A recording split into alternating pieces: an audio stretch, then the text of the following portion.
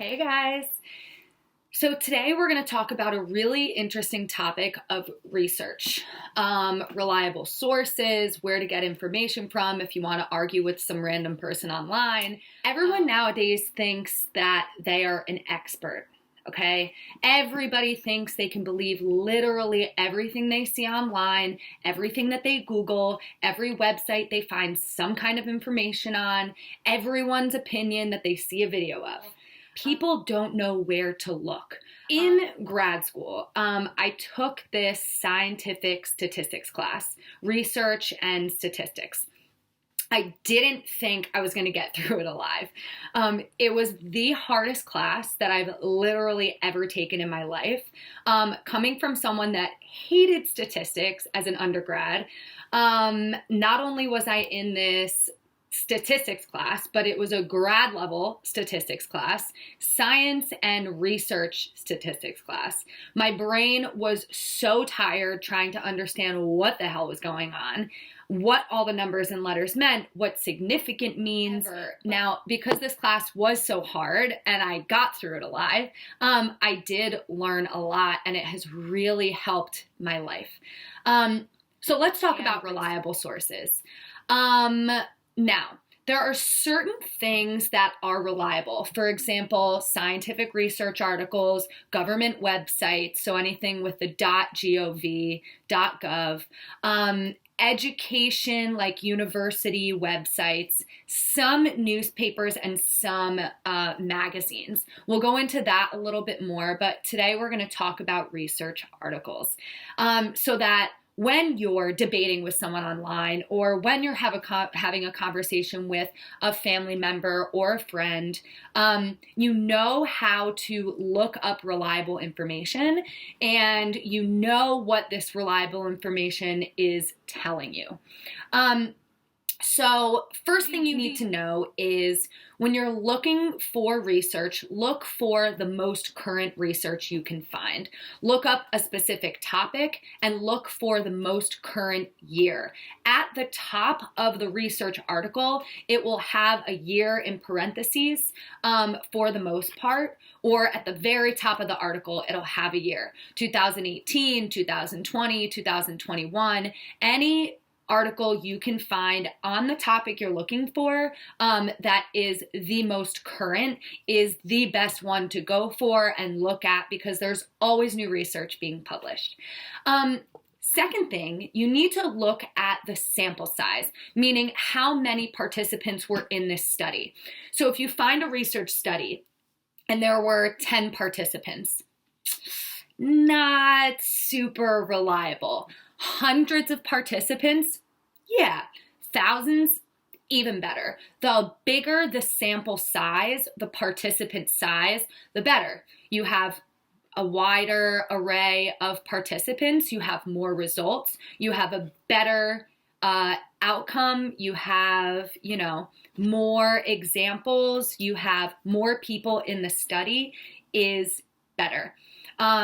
Imagine trying to prove a point and only having one example, right? You need as many as you can find. Now, the next is the kind of research. So I love to look for meta-analysis research articles. These research articles are when people decide to go on a hunt for a certain topic, certain research article. They find all of the research that they can possibly find, and they do a full research analysis and summary of all of these articles. You then get a really good idea of what the general consensus is of this certain topic. And then at the bottom, you can always click on each individual study and look them up for yourself. Peer review studies are the only ones that you should trust. Anything else isn't reliable yet and maybe in the process of being reviewed or edited. Peer review research is when someone does some research, before they get published, they need to have it cleared or edited by a group of people that are in your industry and are at your level of things or above, to look over your information, make sure everything is accurate, and that it is okay to be published. Yeah, so there's constant research being done in the world on vaccines, on exercise and applying it to sport or individuals with chronic diseases, about diet and certain spices and how they can help with diabetes. Another thing that's really important when looking into research articles is the first thing that you can actually really look at, like to get an idea of what the article is about, is the abstract. The abstract gives you a summary of everything you're going to find in the article itself.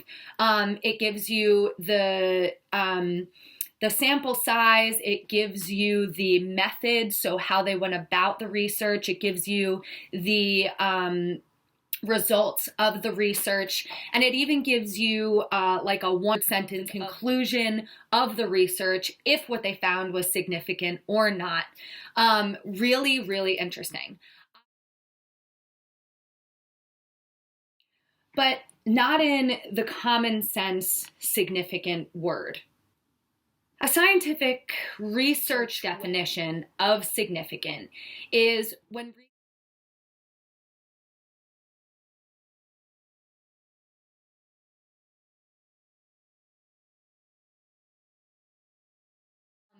that doesn't make that much sense, right? If you're not familiar with scientific research.